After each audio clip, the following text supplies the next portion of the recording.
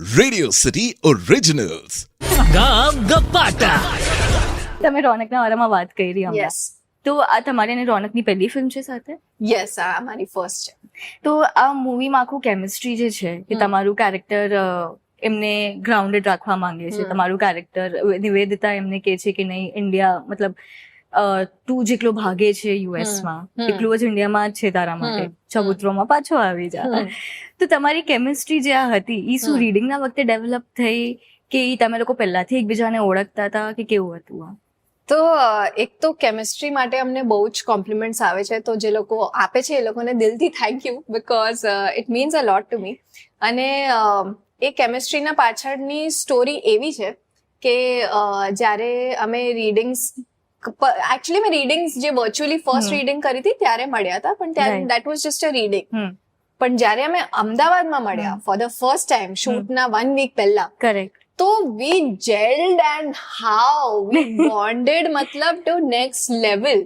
તો વધારે અમને વાર જ ના લાગી to understand each other and to you know get each others vibe. Right. તો પછી I think we became friends very instantly, અને એ જ વસ્તુ help to show our chemistry in the film. કેમ કે અત્યારે જયારે લોકો કહે છે કરીને કે you know the chemistry is looking very real, તો વી આર લાઈક યે. બટ યા ઇટ્સ ધેટ કે અમે બહુ જ સારા ફ્રેન્ડ્સ બની ગયા, and I hope we remain friends for life, because he is like one good friend I have earned. Very nice.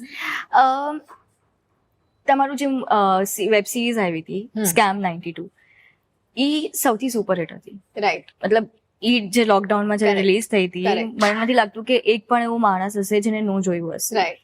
એના પછી તમારા માટે કેટલા ડોર્સ ઓપન થયા છે? શ્વેતા, બહુ જ ડોર્સ ઓપન થઈ ગયા. કેમ કે જેન્યુઅનલી લોકો મને સિરિયસલી લેવા લાગ્યા એઝ એન એક્ટર.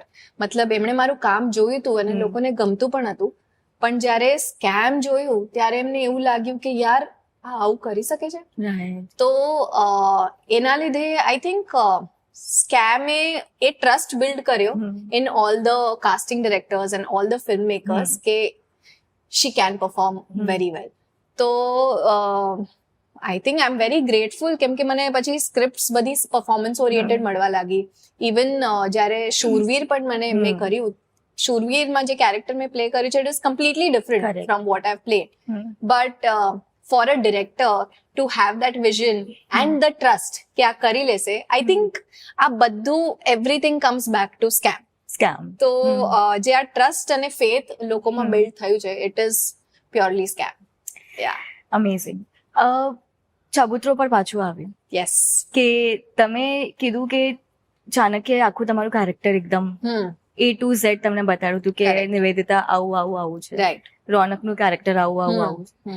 એક એવું વસ્તુ તમારા એંગલથી કાં તો નિવેદિતાના એંગલથી તમને ચેન્જ કરવી હોત આ મૂવીમાં, ચેન્જ કરવી હોત, કાં તો તમને જોતું હતું કે આમ નહીં આમ થાત મૂવીમાં, તમે શું કરત? It could be even from Anjali's angle. Change કરવી હોત, એકચ્યુઅલી મને એવું હું નથી કહેતી બિકોઝ આ મારી ફિલ્મ છે, બટ જ્યારે તમે ફિલ્મ જોશો ને તમને એવું લાગશે that it's a very well made film and it's very heartfelt. Correct. તો જેન્યુઅનલી હું અત્યારે પણ કંઈ વિચારું તો મને એવું કંઈ નથી લાગતું કે હું આ ચેન્જ કરું, બિકોઝ મ્યુઝિક થી લઈને પ્રોડક્શન, કોસ્ટ્યુમ, હેર, મેકઅપ બધાએ એટલું સુંદર કામ કર્યું છે કે એવું કંઈ લાગતું જ નથી કે હું આમાં શું ચેન્જ કરું. આઈ એમ જસ્ટ ગ્રેટફુલ કે આ જેવું છે એવું જ I am very happy with it. તમે આ મૂવી માટે કેટલા ઇન્ટરવ્યુઝ કર્યા હશે? ઇન્ટરવ્યુઝ, પ્રમોશન્સ, ઓ બાપરે, ગણવાનું છોડી દીધું મેં. એક એવો સવાલ છે તમને નફરત છે એનાથી? નફરત છે, કાં તો તમને ઇરિટેટ થાય કે યાર આટલા સેમ સવાલ પ્લીઝ બધા નહીં પૂછતા મને? ના એવી કઈ નફરત નથી મને. મને ગમે લોકો પૂછે તો. આઈ નો કે થોડું બહુ વાર રેપિટેટિવ થઈ જાય છે, બટ આઈ ફીલ બધાને બધી વસ્તુ નથી ખબર હોતી, અને એમને જો જાણવાની ઈચ્છા હોય તો વાય નોટ. અમારા વ્યુઅર્સ ને એક વસ્તુ જાણવાની બહુ ઈચ્છા છે. યસ. સ્કેમ 92 નું ટાઇટલ ટ્રેક માં લિરિક્સ શું છે? એ સિક્રેટ છે. મને બતાવી છે. મેં આટલું ધ્યાનથી સાંભળ્યું, આટલું ધ્યાનથી. એમાં કોઈ કે રિયા મેરી ગર્લફ્રેન્ડ, કોઈ કે આ છે તે છે. રાઈટ. તમને નથી ખબર? કઈ જ નથી. અમે લોકોએ અચિંતનું એટલું માથું ખાધું છે કે what is it like we લોકો અમને પૂછે છે so tell us so that we have an answer. એટલે કઈ નથી ખાતે. તો there is nothing. It's just I don't know or maybe he's not telling us.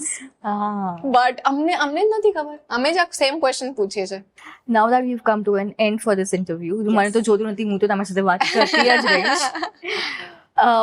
એક મેસેજ જે અમારે તમે વ્યુઅર્સને આપી શકશો કે આ મૂવીથી આ ફેમિલી ડ્રામા છે, ફેમિલી મૂવી છે, ફેમિલી એન્ટરટેનર, તો એનાથી શું એ લોકો એક લર્નિંગ લઈ શકે કાં તો શું એક્સપેક્ટ કરી શકે આને? તો હું બધાને એ જ મેસેજ આપું છું કે ચબુતરો એવી ફિલ્મ છે જે તમે તમારી ફેમિલી, તમારા પાર્ટનર, તમે ફ્રેન્ડ્સ બધા સાથે જઈને જોઈ શકો છો. It is very entertaining and at the same time તમને એક સરસ મેસેજ મળશે.